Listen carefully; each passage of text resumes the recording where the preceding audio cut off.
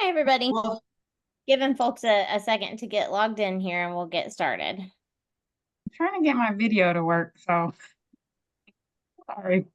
That's all right.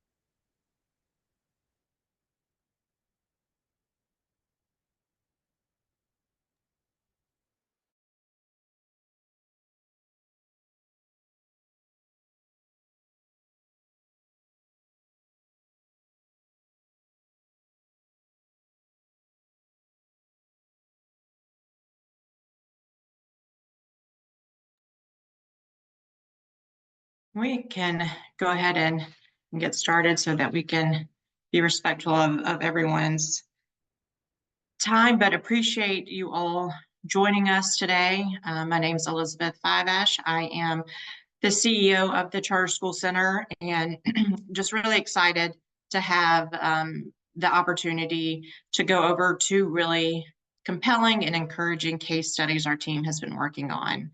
This is hopefully the first in many conversations we want to have to really try to contextualize the numbers that we are all so familiar seeing when we look at data. We know that each number represents real kids and real work that's happening in schools, and we're just super excited to get to dig into that today. So to kick us off, I'm going to turn it over to Rob Baji, who has been working with the Center for several years to support our data work. Rob, I'll turn it over to you. Thanks, Elizabeth. So as Elizabeth mentioned, my name is Rob, and I support the Charter Center with all things data and research. So let me start by thanking you all for joining us today. Before we start, just a quick note to let you know that we're recording today's call, and our goal is to post it on our website for anybody who'd like to rewatch or share it later.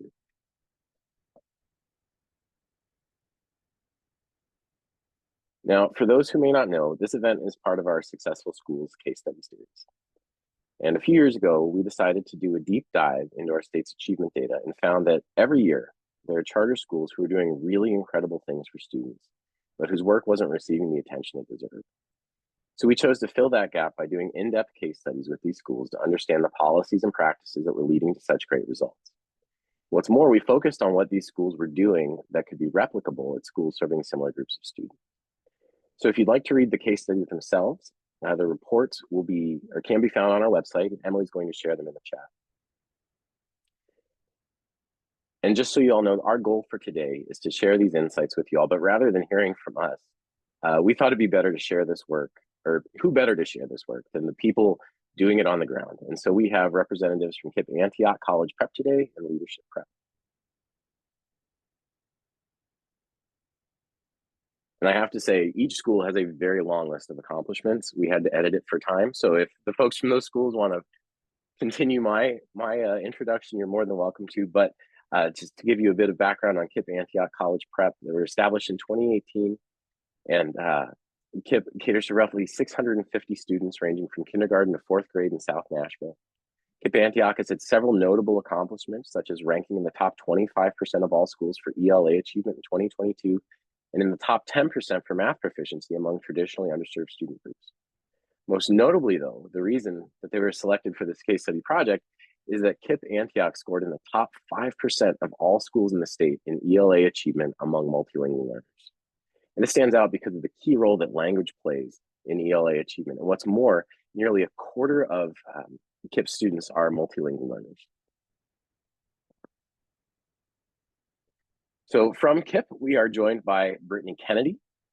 She's the principal at KIPP Antioch College Prep, and she's an elementary education leader transforming schools by centering equity, coaching and development, data, and joy for leaders, teachers, and children. She's a proud HBCU graduate of Tuskegee University and went on to earn her master's from the University of Tennessee, both in social work. She began her career in education through an alternate route to licensure and has been in education for the past 14 years, serving as a classroom third and fourth grade teacher, assistant principal, and now principal. Under Brittany's leadership, KIPP Antioch College Prep has had some great successes in the 2023-24 school year. Over 75% of students are reading at grade level, ranking number 9 in the national KIPP network for foundational literacy performance. The school also surpassed its 50% proficiency goal on TN Ready assessments in 4th grade math and English language arts. Additionally, 2nd graders achieved a remarkable 66% proficiency rate on the state Tennessee Ready assessment. The school has also earned a commendable B grade on the state report card. Also from KIPP, we have Ashley Thompson. Ashley is a multilingual learner instructor at KIPP. And Ashley's been teaching for 15 years. During her undergraduate, she double majored in special education with a concentration in general education while minoring in speech.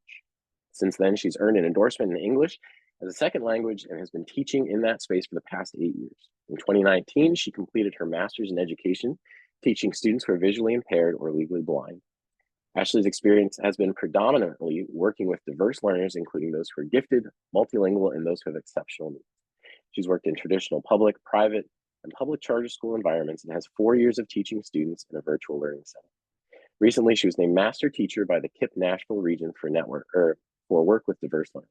So thank you both for joining us. Our second school that we have 2 wonderful representatives from as well is Leadership Prep. And founded in 2015 by Valicia Allen, who we have joining us today. Leadership Prep began as with a cohort of 88 kindergarten and 1st grade students. Today, the school serves over 400 students, the majority of whom come from low-income backgrounds. Despite facing many challenges associated with serving socially or economically disadvantaged populations, Leadership Prep students consistently perform at levels far above the state average. Under the leadership of Ms. Allen, Leadership Prep has evolved from a traditional charter school model to a data-driven institution that continually adjusts its approach to meet students' needs.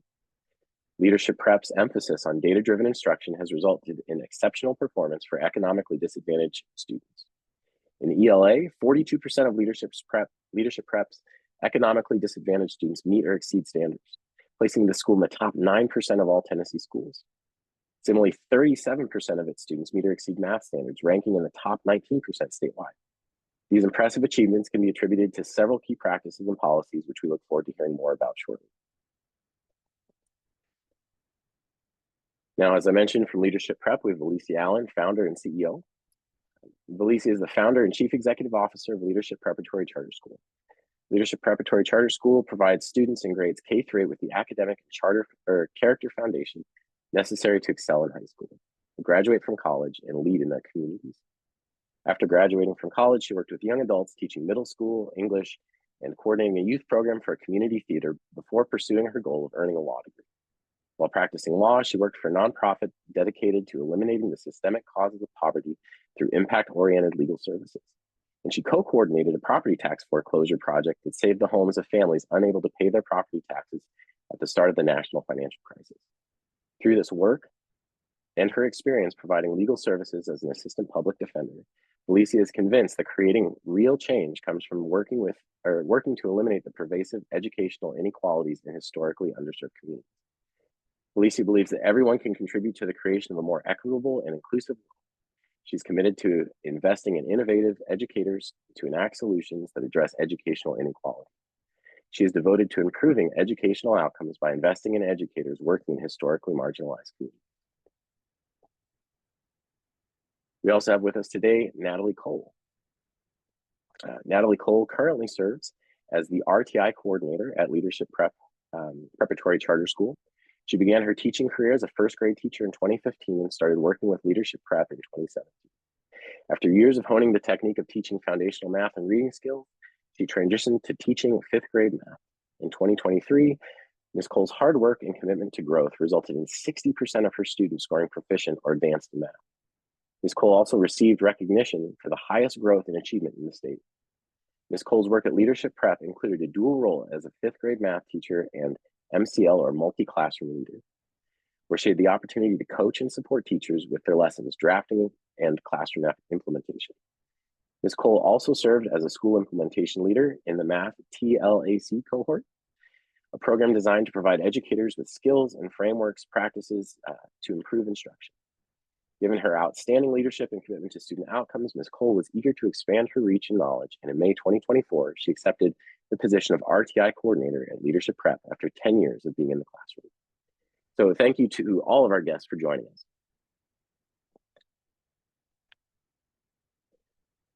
Now, if you have any questions, I should say, if we have any questions, I actually have to turn off the former middle school teacher in me a little bit and say, let's wait till the end, as I'm used to just answering as we go.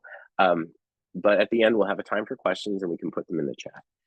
But to start off, I'd like to get a little bit of the story, or at least share your story with folks. So when people see successes like yours, they often think that it's beyond what they can achieve and that a school like yours is a unique. However, as you shared with me, both of your schools have had to chart intentional and often challenging paths to success. Now, we'll dig into the details shortly, but could you each take about 5 minutes and tell us the high level of story of where your school started and where it is now in terms of meeting the unique needs of your students? And folks from Leadership Prep, would you be willing to start? Yes, and I'll apologize. So sorry, my camera is for some reason not working. I'm trying to get it to work. Valicia Allen, lead founder of Leadership Prep. We started as indicated in 2015, 16, with about 88 students. I'm a former Building Excellent Schools Fellow, so went through that program and really started off with a strong focus of kind of no excuses. And if I'm honest, this has been the hardest work I've done, even as a public defender, defending folks that have been charged with criminal offenses. And this has been definitely the hardest work. I often laugh and say that was easy. Started off with just the mindset of folks just needed to work harder, right? Let's just work harder and students will be fine.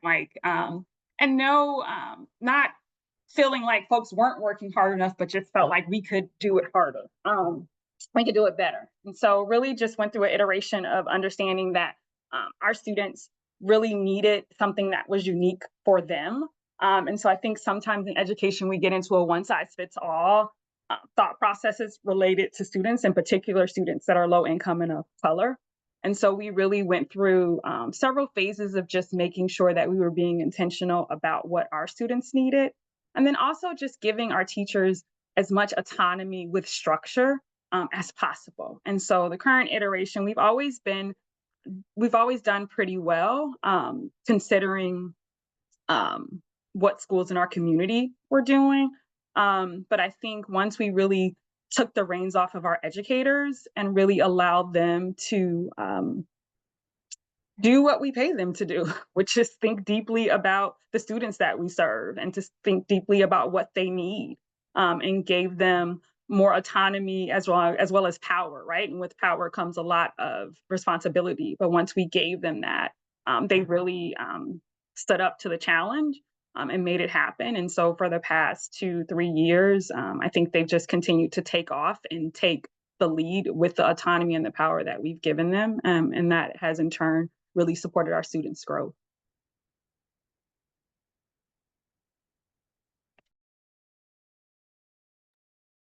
That's great. Would the folk from KIPP be willing to share a little bit? Sure. I'm Brittany Kennedy. I'm the principal here at KIPP Antioch College Prep Elementary School. We started as a 1-grade elementary school, starting with kindergarten and adding a year every year until we've been built out the last couple of years, from kindergarten to 4th grade. We decided to come to this Antioch community, where our other schools are in North and East Nashville. Antioch really just showed that there was a need for a strong school. And so there was quickly large interest in it. And we've been fully enrolled every single year with no enrollment issues, which just is a testament to the need for a strong education and strong schools in Antioch. Our population is really lovely and diverse. We have several languages in our school and a really diverse student population. And our parents are amazing and super invested. I think the story that kind of sets us apart is just what we think is kind of just traditional school for us. So we are heavily invested in making sure our teachers are well equipped with coaching and support. And so our structure is a little bit more top heavy to allow teachers to have that really streamlined coaching support. We have a population that's grown to almost 1/3 EL now.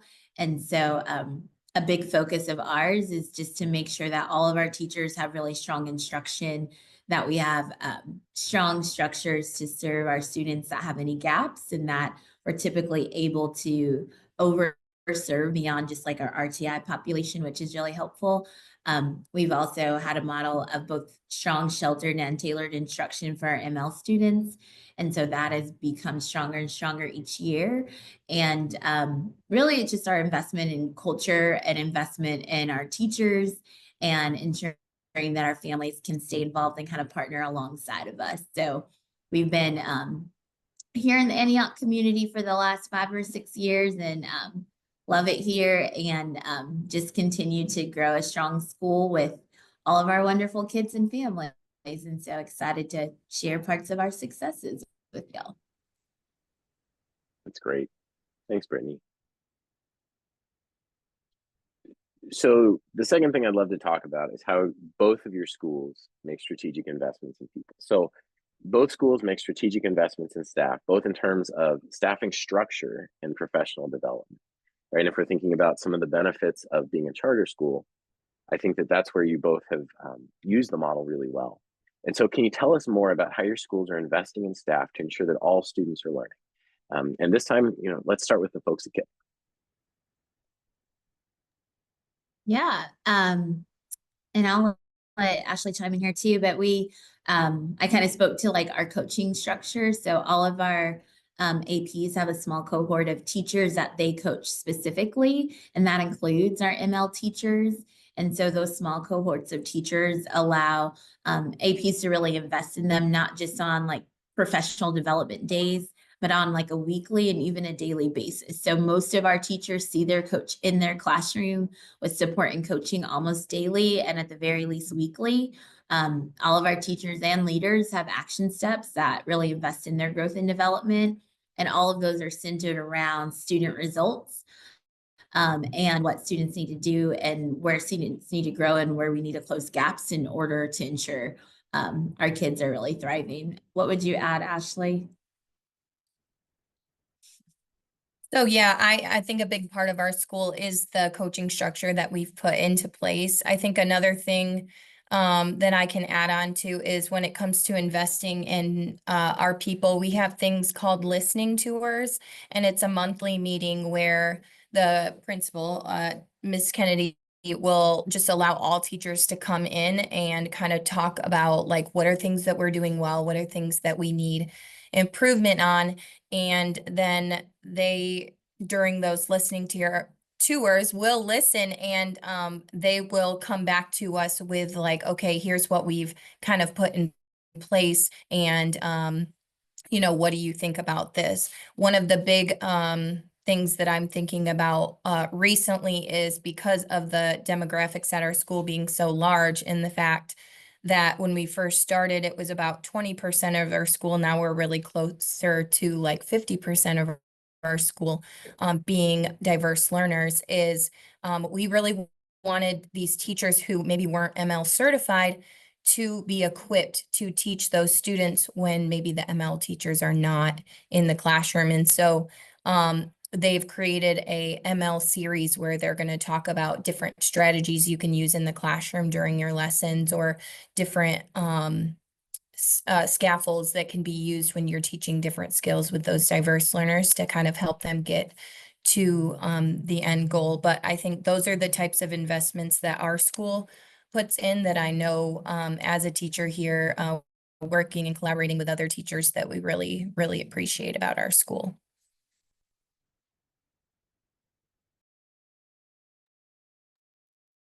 Ms. Cole, would That's love for wonderful. you to chime in. Yes, so here at Leadership Prep, I want to, the way that we invest in our teachers and our learning is we on professional developments, right? So we know that we have them throughout the year, but there's so much I believe you can do in one day in an hour and a half time. So I love that we start our professional developments during the summer, right? So what that looks like, we get together probably 3 to 4 weeks before we actually are in front of kids, where we're practicing. What does this look like? We have acts where we're giving, not only giving teachers tools, but what does it look like in time when you're in front of students. So teachers really love that we're not just saying, hey, this is what you're going to do, this is what you're going to do. We're actually giving them the opportunity and time before they're in front of us to actually dive into their own, their own learning, asking any questions, or just clarify anything that they do not know. And I also just speaking with our new teachers or fresh out of school teachers, those, so who's so nervous about even coming into this profession. Those PDs really help them. So I really love how in Leadership Prep that's one big investment that we have for our teachers. Ms. Ellie. And I just say another one is that, again, we just utilize the brains that are in the building. So Ms. Cole is one of our teachers that has been with us for a while. And like I said, she's moved in, she's been a multi-classroom leader, which means she's directly coached 1 to 2 other math teachers in our building. We also have other teachers in our building who are like phenomenal at ELA. So we ask them to work with other teachers that may need some additional support. And so it's a way of keeping our strongest teachers in the classroom in front of our students, but also giving them the leadership that they deeply deserve and want.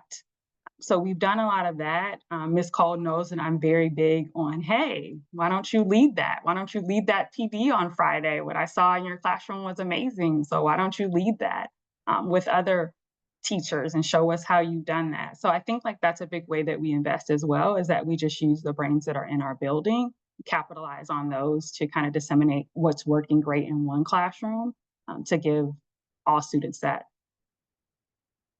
greatness. I love that. Well, unless you have any other thoughts to share, we'll move on to some of your classroom practices. Right, so building on the idea that staff are key to ensuring that students learn, each of your schools has placed a significant emphasis on ensuring that all students receive high quality instruction that specifically is matched their needs.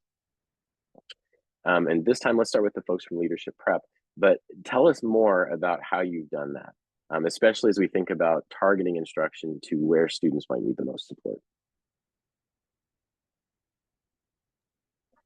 So how we do that is, I want to say that I really give a big shout out to my leader, Ms. Allen. What she does, like she said, there's no one size fits all when it comes to learning. So what we do is we look at standards and what is necessary for our kids and their grade level. And what we do is take initial steps in what does it look like for these particular students. Maybe we have to do smaller steps. Maybe we can't be one day teaching. We have to stretch it out and do it multiple days, and being able to look and see, hey, Ms. Allen, this may not work. And having our leaders and supporters that say, okay, so what do you think as your teacher? You're in front of the kids. What do you think might work? Well, hey, I think we need to teach it this way, or let's incorporate this. So again, giving teachers the autonomy to know how to navigate for their students. Yeah, and I think I would just add that if you read the case study, we've tried to figure out different ways of supporting students where they are. So we have learning enhancement blocks. Our intervention is different as it relates to how we do intervention. We do it by skill versus grade level. We also have after school tutoring. We have an incredible amount of teachers. We have an incredible group of teachers that also work with students sometimes on their planning time. And so I think the mentality of our whole school is every child here will learn and get what they need. And I think that's really a part of how we've been able to create a culture of leadership prep of every child getting what they need by just thinking outside the box and being creative about ways that we can give them what they need, using data to really dig deeply into what exactly do they need, where is the shortfall, where is the deficit, and really relying on that data and then coming up with a plan together to get them what they need. And not to to interrupt, but I highly encourage everybody to read the case studies because we go into great detail about how that was all done. But I'd love it if you're comfortable, folks from Leadership Prep, to share a little bit about the process of how you've worked through what you've called autonomy with structure. I think folks would especially be interested to hear about some of the curriculum review processes that you went through and how you empowered teachers to be successful as they choose sort of from the palette of options that you give them. Yeah, so we have a couple of different high quality curriculums that we use. We use CKLA, we use Hoffman Millington, we use two others, and Cole, you might Reading Horizon. We use another Success. So we use, go ahead. Yeah, so we use a few. And what we do is we've created a template, an ELA template. We have an ELA template, we have a science template, we have a social studies template, and we also have a math template. And so teachers then drop this curriculum into this template. So it's allowing teachers, because for years we've been pushing teachers to be like, change this curriculum. It's not perfect. It was created and oftentimes a silo by folks that have honestly probably never been in classrooms. And so, but our teachers were really reluctant, right? They really didn't feel like maybe they knew enough. And so we tried to push them to make them believe and understand that they did. And so creating the template allowed them to do that. So the template kind of asked them to take out specific components of that particular curriculum that we know students need, right? It asked them to really think about strong check for understanding questions, bottom lines.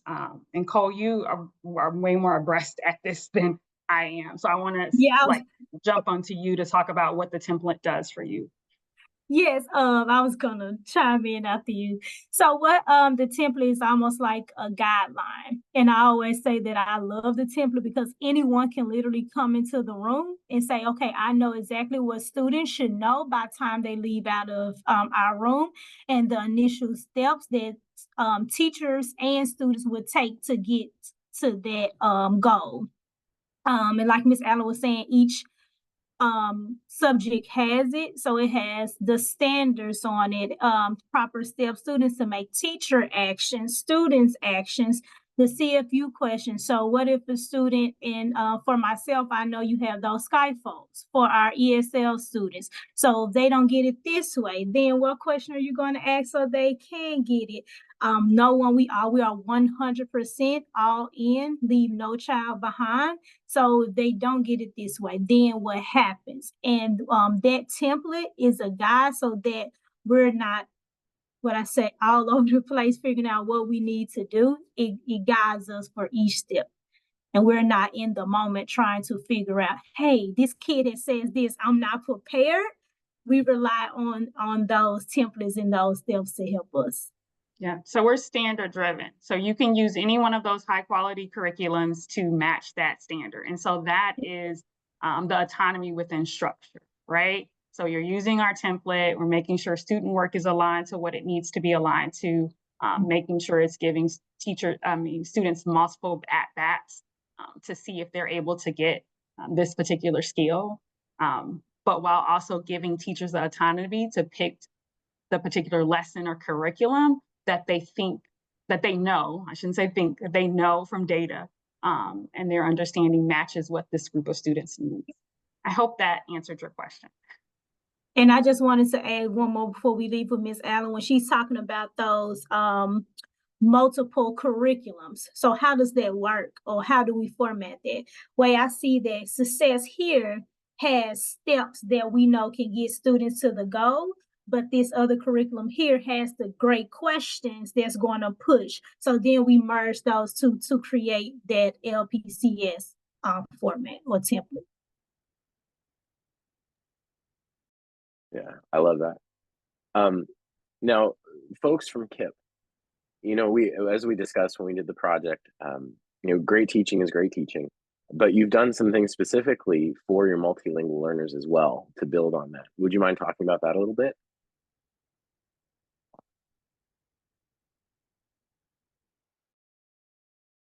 Trying to find that unmute button. I think the things that we've found most successful over the last couple of years is to really provide sheltered instruction for the students that need the most scaffolds and supports.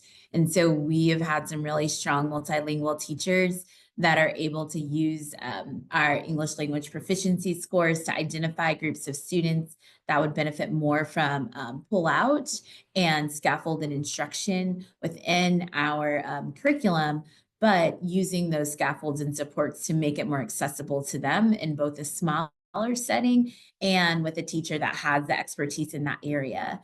And so we have found a lot of success in our sheltered classrooms. We have found that it supports students in their like language development, both with like the comfort of having like a smaller classroom setting. And then also when you talk about like aligned instruction supports and like at bats, having that smaller setting has really allowed our students that have the lower proficiency levels to grow kind of exponentially because they have so much practice in a small setting. They have a teacher that really intimately knows their data and a teacher that's, pulling them daily, still exposing and utilizing that tier 1 curriculum so that they're still looking at on grade level text, on grade level materials. But with that teacher's expertise, they're able to scaffold, support, and provide access to that tier 1 curriculum. And so finding that kids really like are successful and really are growing in those settings in a really big way. The other thing we have been able to do with that sheltered time is to identify what is the best support that is needed for the student. Is it foundational literacy and some of those foundational skills to close gaps? Or is it the scaffolds and supports that really help them access that tier 1 curriculum? And so teachers like Ms. Thompson, Ms. Mata, our ML crew, they have really been able to use data to drive that instruction. And we support that with things like additional planning time, having an assistant principal that is specifically dedicated to special populations. And then they also, as teachers, get the same support and development that all of our entire staff of teachers get. So that's like weekly observations, action steps, and then also aligning that teacher growth and development to specific kind of good teaching is good teaching skills through our focuses every quarter, which we call ARCs. So focusing on things like feedback, monitoring, scaffolds, and ensuring that all teachers, no matter how small the setting is, are doing all of those best practices to really skyrocket our students' achievement. And so we've seen really great results in those areas, and Ashley can speak to a lot of those as well. Yeah, so you really covered a lot of what I was gonna say. I will say that we are a school, besides being data driven, we do a lot of backwards planning, and we're very intentional about like, okay, here are the kids and where they need to be, and then okay, what are the things that we need to put in place to have that, give them that same access in order to make that happen.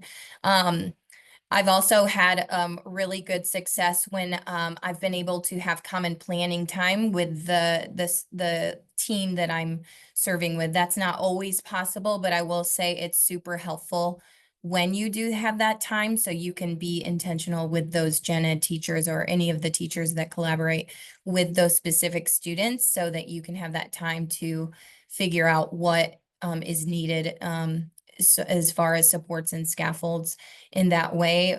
We're very intentional in each lesson. We have specific tracking monitor forms where we are literally like by the minute, we know exactly like what we're looking for, and we're able to give feedback quickly within that lesson. So it's not something where like the student got it wrong, but we're not really talking about it until the next day or two. It's like very much in the moment. And it doesn't have to be like a big ordeal. It's like they either got it right and you're giving them a star on their paper, or you're putting a check by the area where they might need to look at it again. And so it's still kind of putting the lift on students, but you're kind of like leading them into where they might need to like improve in a certain area. A big one too is because we're constantly getting action steps as far as like goals. I see them as more like goals that we're trying to hit. is that your fidelity, the fidelity in instruction is there a lot in the classrooms. And I will say, like, the biggest superpower that a teacher can have is just staying consistent with the instruction and doing the hard stuff every single day. Even when you're exhausted and you're tired and it's the first day after fall break, those kids really benefit from you just staying consistent. When it comes to ML learners, we are very heavy on vocabulary. Obviously, language is the area that they struggle with the most. And so we have made it a skill where the teachers are explicitly teaching the vocabulary that they know those kids are going to get tripped up on.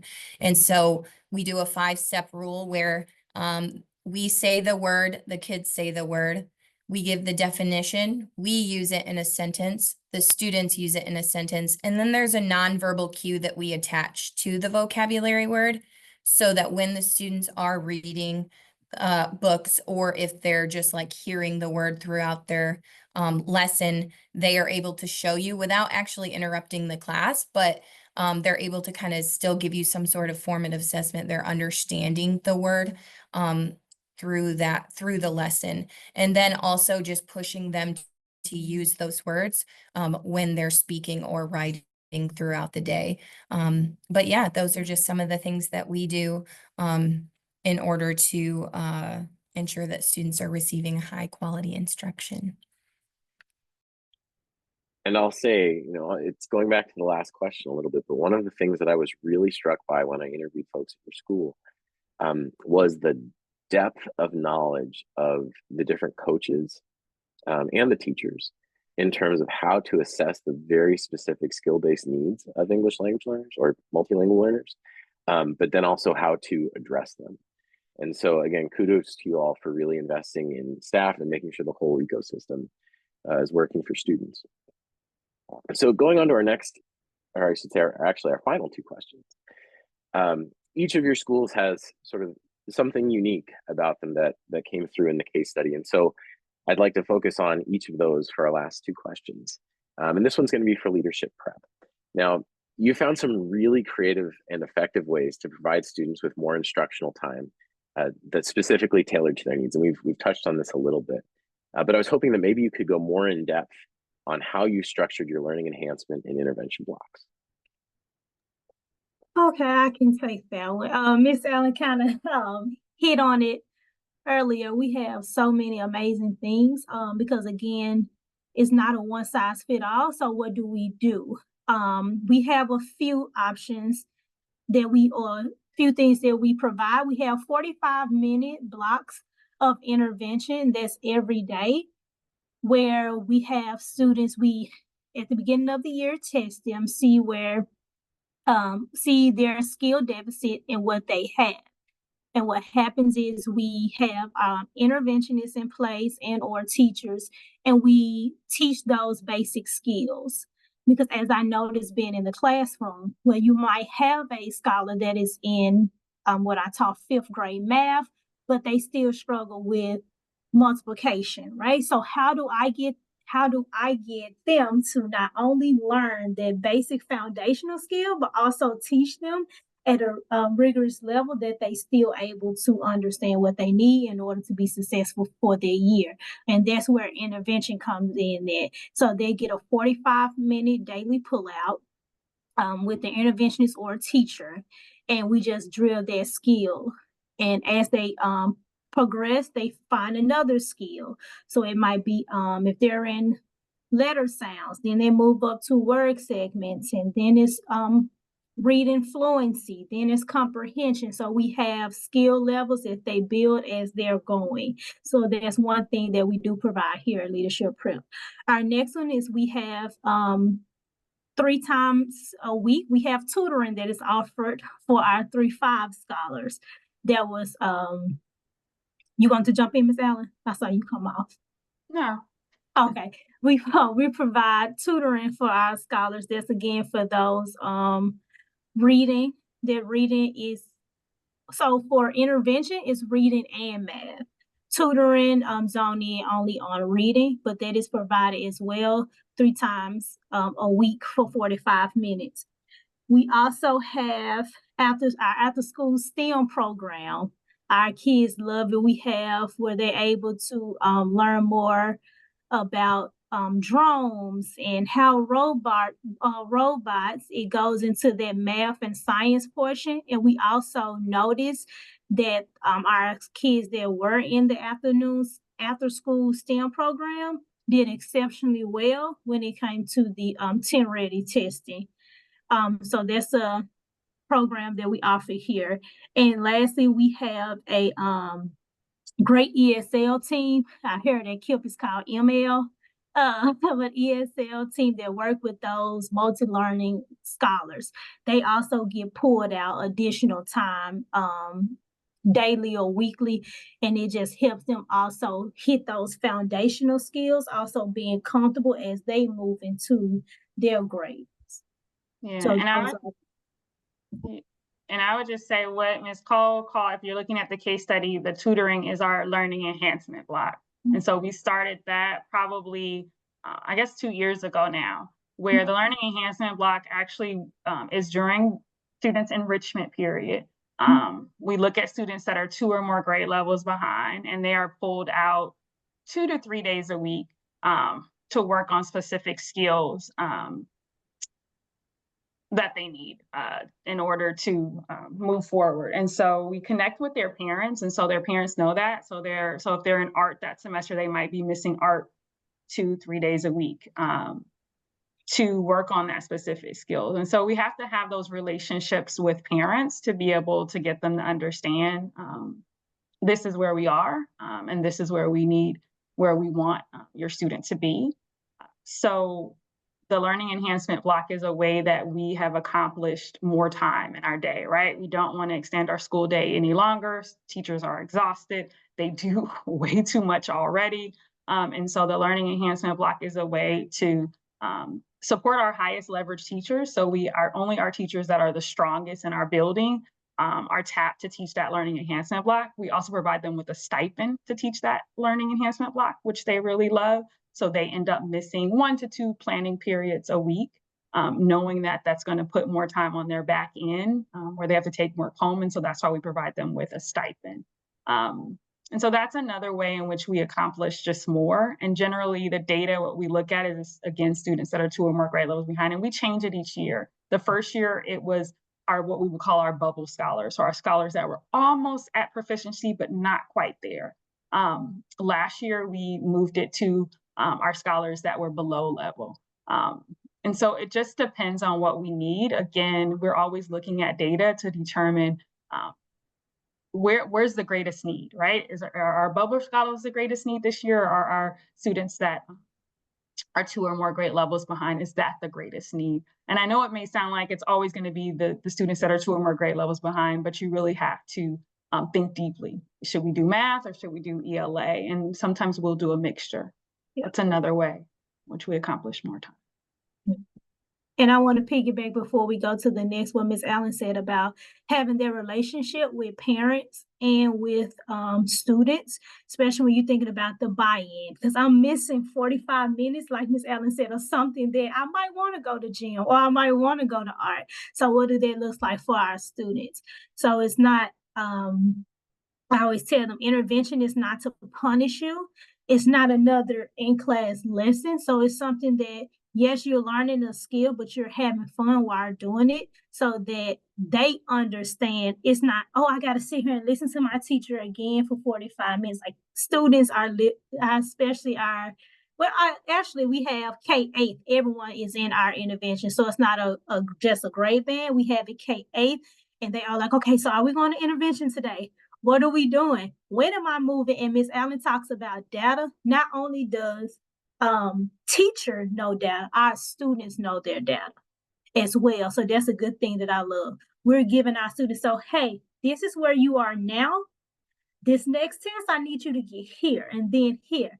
And then this how you work your way. And they really, really try their best. So what did I do? What score did I make? Like every time, what score did I make? Or how did I grow? And sometimes they know that they, like Ms. Allen talking about, 2 grade levels behind, right? So it's not always about have I hit that ceiling, but what was my growth? So that's the buy-in that we have for our students as well. That's wonderful. All right, well, our last question here is for our KIPP Antioch folks. And it has to do with engaging the community. So supporting an increasingly diverse community can come with challenges, not least of which is bridging the divides in both language and culture. And I should say that your community is genuinely diverse. I think a lot of times when people will say our school is diverse, they'll often mean it's, you know, a majority of one group of students, but your school is actually very, very culturally diverse. And so I was hoping that you could tell us some of the strategies that you've implemented for engaging with families from diverse backgrounds at your school. Yeah, I'll kick us off with a little bit. So to your point, we have a really diverse population. We have quite a few languages, most popular Spanish, English, and Arabic. But we also have students that speak Zomi, Burmese, Kurdish, a lot of different languages at our school. And so first is just knowing and having the norm that everything goes home in most of our predominant languages. So everything that we communicate goes through multilingual translation to ensure that all of our parents have access to all information that's needed. And most of our platforms that we use for communication allow parents to select a home language and to get their communication in a language that's best for them. And so that's everything from our weekly behavior reports to our like direct messaging that we can do with parents, as well as like our school-wide communication. And then we always ensure that we have appropriate translation at all of our school-wide events. And so that includes not just like online translation, but in-person translators.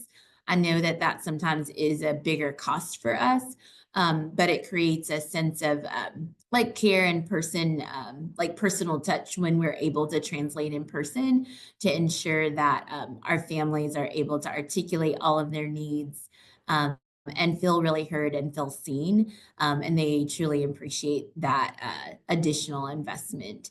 And so that's important at all of our events, be they like information giving or even more fun and community based, like our fall festival or our, multicultural celebration at different points in the year. What would you add, Ashley?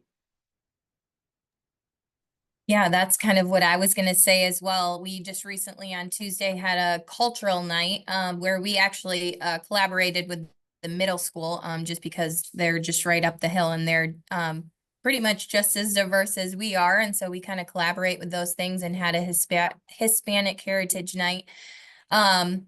For teachers in specific, we also have what it's called a translation line where they can call at any point and when they need to communicate with their parents or guardians, they can use that translation line, and they have up to, I think, 100 different languages that you can choose from, as well as our dean's list. And that's kind of how we communicate with parents in general through a text, email, message.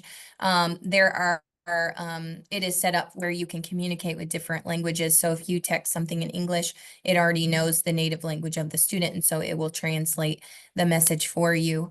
I think we're very intentional about like the funds of knowledge of the students' culture. Specifically, even the region has just started a new curriculum called Fish Tank, and it has been an adjustment period as it is very writing heavy, and our multilingual learners speaking and writing is the last to develop. But it's been really good in the aspect that it's very intentional about like the books that we're reading in the reading block. It's very culturally diverse, and I feel like it's a really easy way for teachers to kind of incorporate the students' cultures because that is like part of just them being motivated by the fact that they feel like they can bring something to their learning. And a lot of times they're teaching us different things. I know a lot of teachers will even, bring up background knowledge through like different language translations of the vocab words or things like that, just to kind of, initiate like the fact that, it's exciting. We want to learn from you as much as you're learning from us. But yeah, I will say too, even in our office staff, we're very intentional about who we hire, and the people that work in the operations field at our school, they also are bilingual. And I think that's really important. So families know that we are paying attention to what they need, and that we're able to kind of give them that sense of security, because language is not the barrier when they're coming to the office and asking for different things. So Yeah, and I would also add, like, we're very open and want our families to be able to communicate with us. And we also want to acknowledge all the different ways that they celebrate and their different cultures. And so we also are able to acknowledge different holidays, different days off that our kiddos need. We, are aware of different celebrations, like the Coptic Christian celebrations versus the Christian celebrations.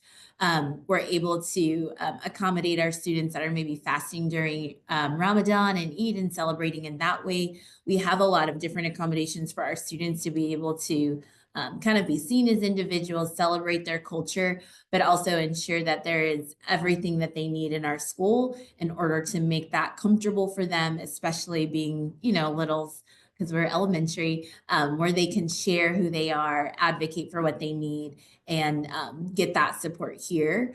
And so it's really important for us to know about our students, know about their cultures, have our parents and families share that with us, so that we can acknowledge, celebrate, and ensure that all of our kids feel valued and seen. And so that's seen through our celebrations throughout the year. We celebrate basically every Heritage Month in a different but special way for each one of them. So like we just had Hispanic Heritage Night celebration. We do like a Black History Bowl. For a lot of our heritage celebrations, we take like videos of our students that identify with that specific culture, and they're able to share via video with all of their friends in the school about why it's cool to be Arab American or why it's cool to be Latinx. And so it's just really important for us to celebrate all of the diversity so that they understand that, yes, while they are learning and developing their proficiency in English, there is a lot of value, and there is a place for them to belong with their native language, with their culture, and to share and celebrate that with their peers and, us as teachers who teach them. So, yeah. That's great. Well, we have 5 minutes left. And so, the goal for today was to share some really fantastic practices. So this is a chance for anyone out there who'd like to, either follow up on some of the things that we've mentioned, or even pick the brains of our folks about things we may not have discussed. I think we probably have time for one question. But if you have questions, leave them in the chat and we'll be sure to get them answered for you. But yeah, if you could take a second, if you have a question, and drop it in our chat.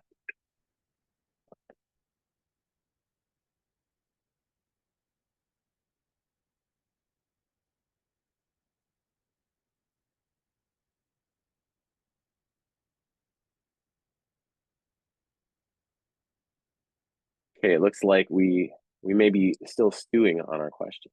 So I'll say, if anybody has questions that they'd like to follow up with, feel free to email me or Emily. So that would be Robert at Tennessee or tnchartercenter.org, or Emily at tnchartercenter.org.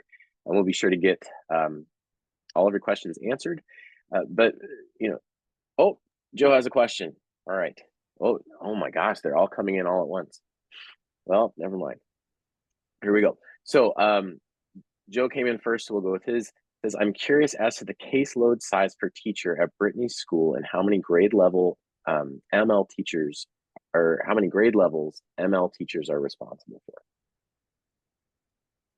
Yeah, we were actually just talking about that not long ago. I mean, Ashley, were. So our state compliance load is 1 to 35 for caseload, but teachers, ML teachers can teach more, but as far as maintaining their IOP and documentation, it is 1 to 35. But in most cases, our ML teachers teach across 2 grade levels. We really try to keep it not more than 2, just to ensure that they have a depth of knowledge and just like versus like going wide. So we do try to minimize down to like 1 or 2 grade levels, depending on size.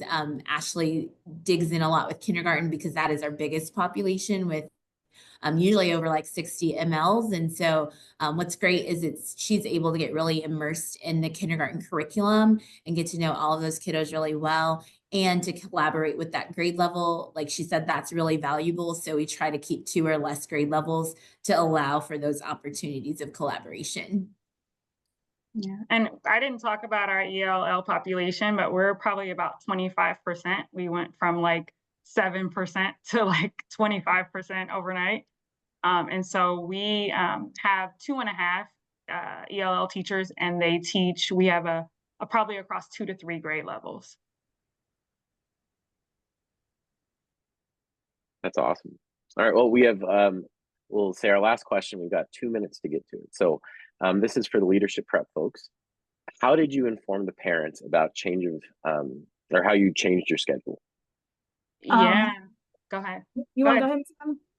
So Ms. Allen talked about connecting with parents. So when we have our tutoring session, letters came out, hey, your kids scored this, we are offering tutoring for them. This is what it's going to look like, and it breaks it down so that parents are aware of the instruction that their scholars will be receiving. Also, for intervention, all scholars get a report, a parent report, every 2 months, I believe. I just finished them yesterday. And it just says, hey, your child has entered intervention. This is the skill that they're on, that we're working on. They will be on this until whatever time. Or, hey, your scholar has been working on this skill. They have improved, and now we're moving them to another skill. Or, congratulations, your child has been dismissed from intervention. That means that they have made the proper improvement that they needed. Now they're able to move out. So we have parent letters that goes out to parents, so they're aware every milestone that their child is hitting. Yeah, and I would say for the learning enhancement piece, we have a strong relationship with all of our parents. We are a community school. And so our parents that are tricky, because I hear kind of the undertone of what the leader's question is, those tricky parents, we just take it head on and give them a phone call, or we invite them in for a phone conference. We review the data with them and get them to buy in to why their student might need to miss art 2 days a week.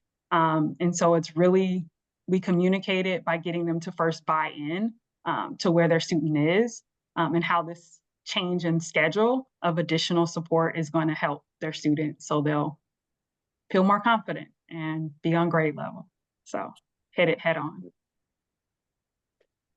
All right, well, we landed the plane on time, which as a classroom teacher is always a point of pride, right?